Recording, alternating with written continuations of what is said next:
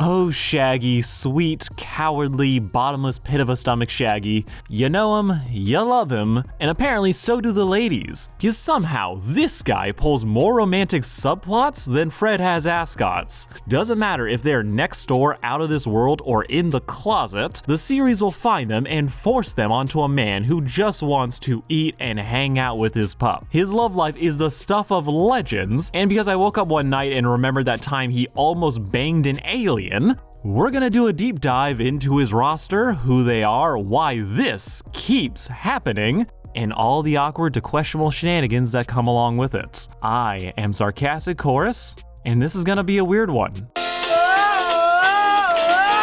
Now, context for those who didn't grow up with Peak, Scooby-Doo is the story of Mystery Inc., a group of meddling kids who are actually grown, and breaking into people's houses to solve mysteries, proving that ghosts, myths, and legends aren't real, till they are, in which case prepared to be traumatized, featuring Fred, a man who initially was so bland he made porridge look spicy, Daphne, whose role in the story can be best summed up as the girl, and some kid's first crush. Velma, a walking ad for Lasix and 40 years away from people's headcanons winning. Then of course we have the titular character, a dog with anxiety who probably should have been taken away a long time ago. And finally Shaggy, a man married to his digestive tract, but he loved his dog even if he was a bit of a coward, which he immediately could overcome because this dude was willing to do literally anything for doggy treats. First released in 1969, yes, it's been that long, Scooby-Doo is on that Batman and TMNT spectrum of having just non-stop adaptations. Be it a show, movie, some insane comics, or straight up an anime, Scooby as an IP has proven to be incredibly versatile, with the concept of kids and a dog solving mysteries being malleable enough that it can be used in any place, anytime, with the only real requirement for it being to make money. So, with nearly 60 years and 2 outfits, Shaggy has had a lot of time to get passed around the fictional dating pool. And it had to be him because, yeah, Fred and Daphne are usually dating. Scooby-Doo is a dog, leaving Shaggy and Velma as the only characters out of the main cast who can get romantic subplots. And because nothing says romance like cryptids and cardio, they got a lot of them. And we're gonna start with my personal fave. Like you guys want a lift? I love you. Crystal was a mysterious hippie who gave Shaggy and Scoob a ride after they got stranded in the middle of, well, I'm just gonna say Fallout New Vegas. These two were there because, well, they got abducted by aliens, because of course they did. But unknown to Shaggy is that he's trying to do a bit of alien probing himself, as he likes Crystal and she's an alien, because of course she is. And this has gotta be like a first compliment. Crystal being an alien is actually secretly brilliant here. See, Scooby-Doo has always had a bit of a time scale issue. Created in the 60s, but their iconic look, the van, the way Shaggy talks saying things like groovy, that has remained damn near the same. This has left Shaggy with a vague hippie stoner look. The series and shows will always take place in whatever year it was created in, but this little bit of a clash between eras has always been there. Making a random new age, probably Native American hippie showing up out of the blue, that doesn't raise eyebrows. Like, okay, yeah, it fits his vibe. Even if this is supposed to be taking place in the late 90s and no one else is rocking this aesthetic. Making it brilliant when we find out that this is a deception, this is a disguise. Crystal is an alien cop who's here investigating, but all she really had to go on for blending into society was television from the 60s. Making how she looks, acts, and talks just similar to Shaggy make perfect sense, as the two are cut from the same out-of-date cloth. There was a reason for her to be Shaggy's idealized match besides fan service. And you knew this felt like fan service because, yeah, she had a dog just so Scooby wouldn't get jealous. I thought these two were cute as a kid. Shaggy is been 30 seconds in and just immediately starts singing a love song about how he wants them to grow old together. Y'all can say a lot, but this is adorable. Even if this is a match made in granola core. This is also one of my first times seeing Shaggy, a character who is usually just a void of hunger, take interest in something that wasn't food for a change, making his interest in her feel like a novel concept, even though his actual body count couldn't make that any further from the truth. However, the real taste de resistance of this pairing was, yeah, Crystal's a monster. It just tickled me how a man who has spent his entire life running from freaks, ghouls, and goblins would end up overcoming his fear of them to fall in love with one, which he does in this movie, saving her life from the real monsters of the story, broke STEM graduates, who are gonna use Crystal and her bug dog to get rich, only for Shaggy to step up as a snack was on the line. And then she dumps him. E.T. had to go home and knew long distance wasn't gonna cut it. So Shaggy has to sit back and watch this Osmosis Jones looking gal get away. R.I.P. Hello, interstellar abandonment issues. But lucky for him, there are so many more fish in this sea. Look, I'm be honest, a lot of these one-offs are very interchangeable. They all fall for Shaggy for being sweet, funny, or the story just need a subplot. They will show up just to disappear, with the wildest out of all these draws and discard dames being Lucy and Betty. As the premise of their appearance is that Shaggy double booked himself with 2 dates on the same day. Some will call him a player, some will just call him bad at organizing. But to avoid standing one of them up, or just calling to reschedule, he picks up the blonde and sets the other up with his dog. And the girl is into it. Well, nobody's perfect.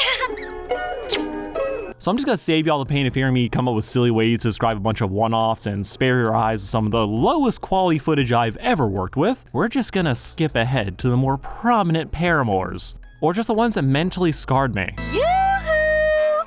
Where y'all be, cutie pie? Crazy how in a movie about a haunted plantation with 4 ghosts, a gorilla, and a red shirt, the hillbilly with a crush is the scariest thing here.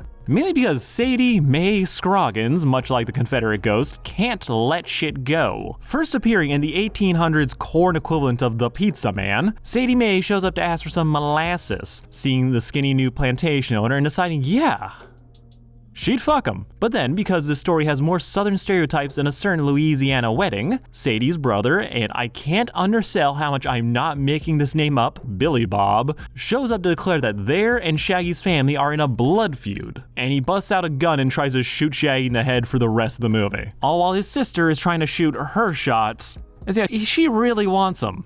Like yuck! Now, sadly, Kentucky Fried Pepe Le Pew doesn't really understand the concept of personal space, footwear, or consent. Yeah, she's just a yandere who shows up to get in the way of Shaggy or her brother's way. With Shaggy, after he's completed the mystery, deciding to hightail it out of there, he doesn't want to be known as the plantation owner, so he gave that shit to the Three Stooges, leaving Sadie Mae to never be seen again. Except for what I'm just gonna assume is some heinous fan art. And because I'm a masochist, I checked and... Trust me on this one, you don't want to know. Now, I wish I could say the next one is gonna be a palate cleanser, but let's be real, it's only somehow gonna get worse from here, because questionable choices are just what you have to expect from a franchise built around ignoring do not enter signs, with probably the weirdest addition to this roster being... and cheered on by his adoring but liberated girlfriend, Googie. Go, Shaggy, go! When it comes to Scooby-Doo, I will just accept anything. The bad guy could be magic or just rich, but no amount of suspension of disbelief will ever make a Googie from the reluctant werewolf make sense. As she just shows up and she's Shaggy's girlfriend. No foreshadowing, no warm-up, she is just here and they are together. And it's honestly wild that I'm hung up on this when this movie contains Dracula doing a Honeymooners reference. Me that!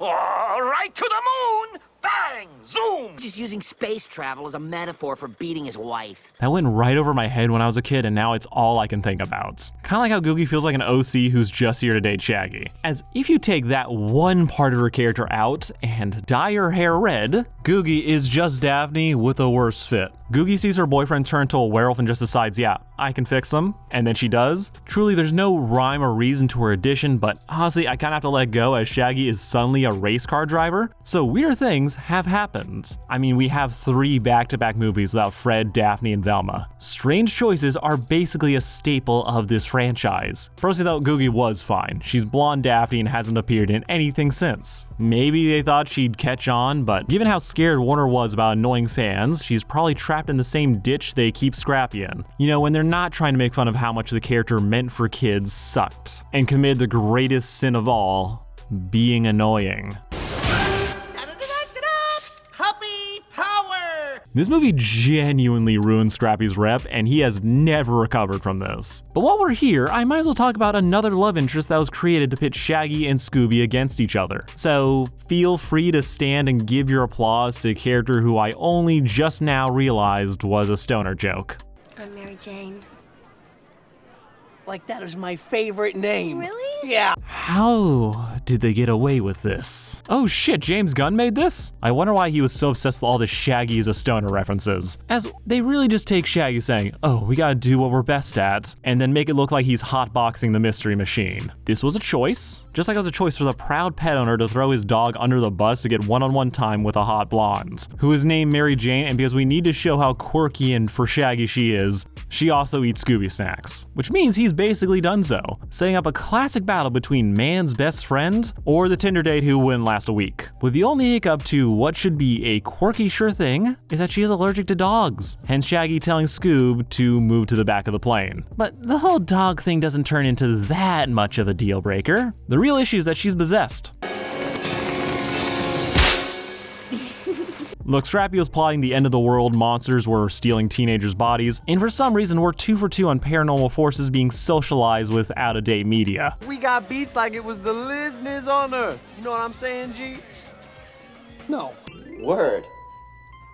Scooby and Co. do manage to save the day. Shaggy proves he has the highest tolerance for Mary Jane, and you can't tell me that they weren't really proud of this one joke. But at the end of the movie, all 3 of them just hug it out. After which, and say it with me, Mary Jane is never seen again. Amen. Loved this movie as a kid, appreciate it now, but this girl did not need to be here. Though she did do a great job rounding out a shockingly goated cast. Moving on though to the one I really don't want to talk about.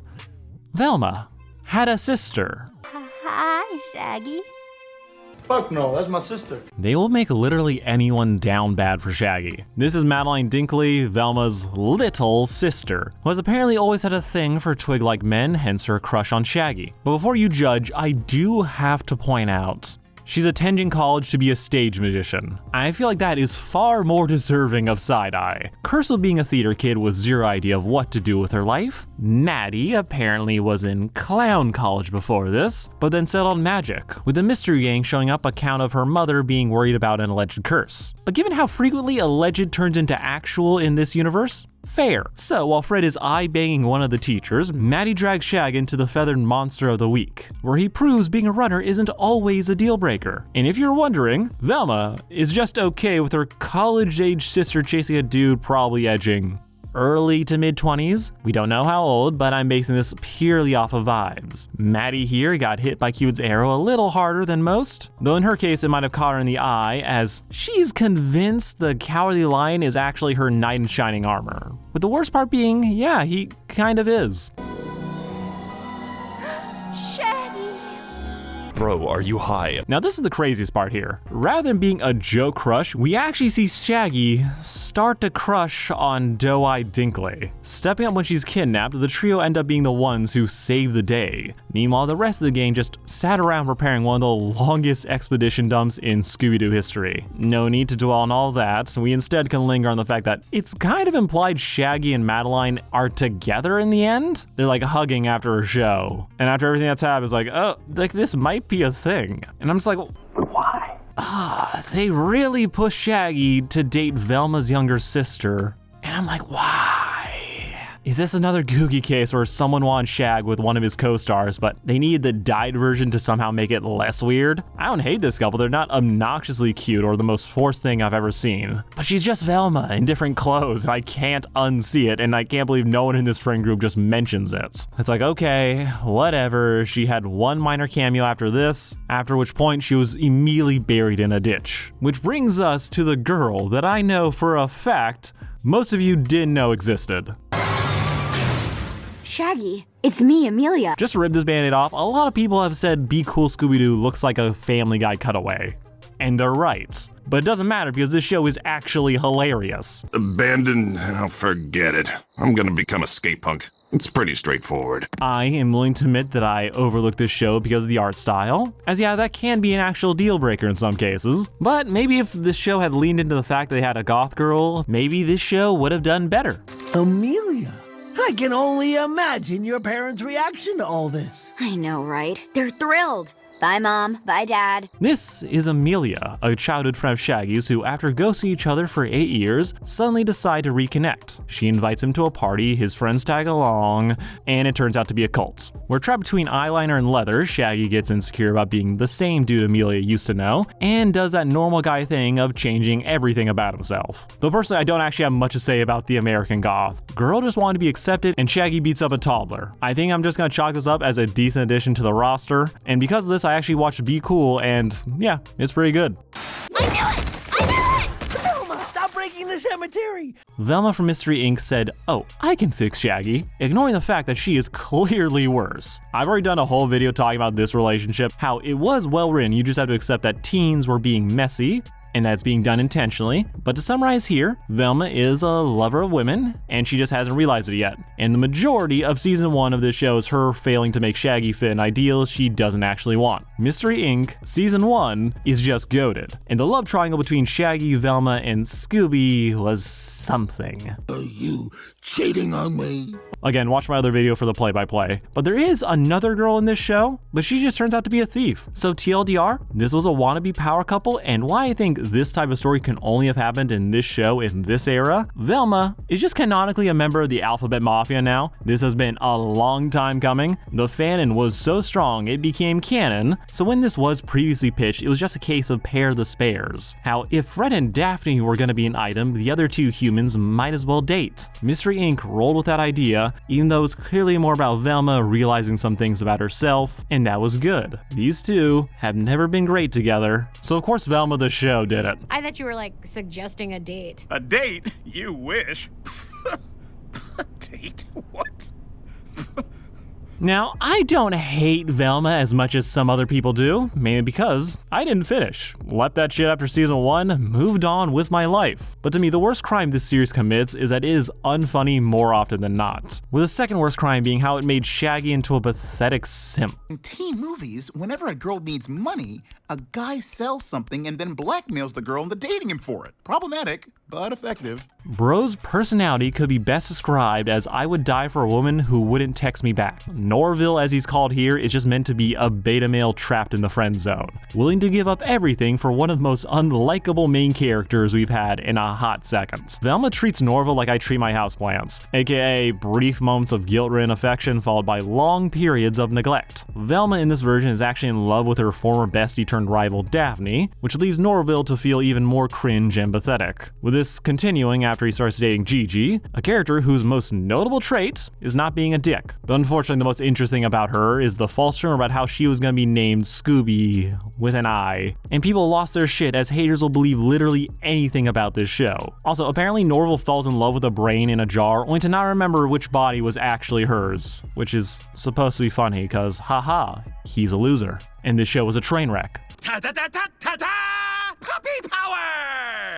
Okay, that's basically the entire main roster, all the women who the franchise has tried to pair up Shaggy with. There's some more minor ones that aren't worth mentioning, but you've gotten the gist, with there only being one very important question left. Why does this keep happening? Why are we trying to pair up the man whose only true love is the buffet? Especially when, unless you're named Velma, these people aren't sticking around. Well, personally, I have a couple ideas. Firstly, we can just stand up and admit that out of everyone, Shaggy is the romantic problem child of Mystery Inc. Daphne and Fred were in hetero jail, Velma was stuck finding new ways to say roommate, and Scooby is a fucking dog. Meaning, for the longest time, Shaggy was the only toy the writers could play house with. Tack on the fact that Shaggy's best friend is the mascot, we end up with a dynamic duo that will always be together, even if the rest of the cast stayed at home. Ghoul School, Reluctant Werewolf, New Scooby-Doo, and Scrappy-Doo shows, 13 Ghosts, these are all series or films where they just decided to shave off part of the crew, with the only concept being Scooby, and by proxy, Shaggy. In fact, the only time we don't get the dog in the series was Velma, and after what they did to Scrappy, I'm kinda thankful. Shaggy, out of all the humans, has the most screen time and opportunities to be paired up with other characters, with it being way easier since in a smaller main cast, minor characters will often get expanded roles, or they'll just create a random girlfriend to hit that girls can watch too quota. However, this is just explaining how he's given all these extra opportunities. This actually explains why it happens, and for that I also have a theory.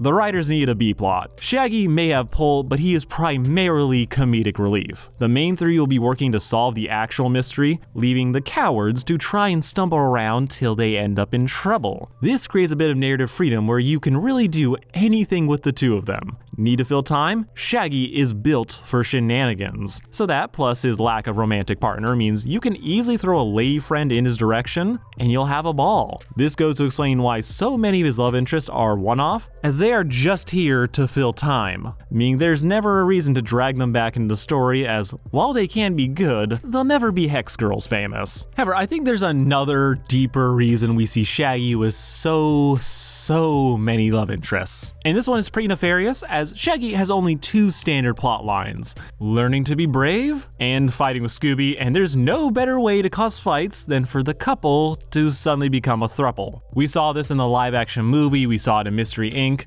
Dating creates conflict, trust is tested, and in the end those bonds are reforged. It's not complex, but it works. There will always be a bit of a contrast seeing Shaggy, a man synonymous with food and loving his dog, suddenly have a third thing he's into, like a crush, or the comedy of trying to stay as far away from one as possible. Personally, I think we're 5 years out from Shaggy just being declared ace, but I kind of doubt it, as Archie would sue. I don't think there's one concrete answer for why Shaggy has so many love interests as he does. Some will say it's for self-insert purposes, but regardless, most of them are just weird, next to none of them show up again, making for a strange tradition that I don't see ending anytime soon. Not unless they start giving Velma all the bitches. But it's fun to turn back the clock and see just how wild some of these options were. Though again, they call her Crystal cause she clears. Easily my favorite, and I'm not gonna apologize for it. Alright, that's gonna be all from me. Tell me what you all thought of Shaggy and any of his options. Who's your favorite? What'd you think of them? Why did they suddenly give Shaggy a red shirt? I'm curious to hear your answers, but also don't forget to like, share, and subscribe, because I told you so.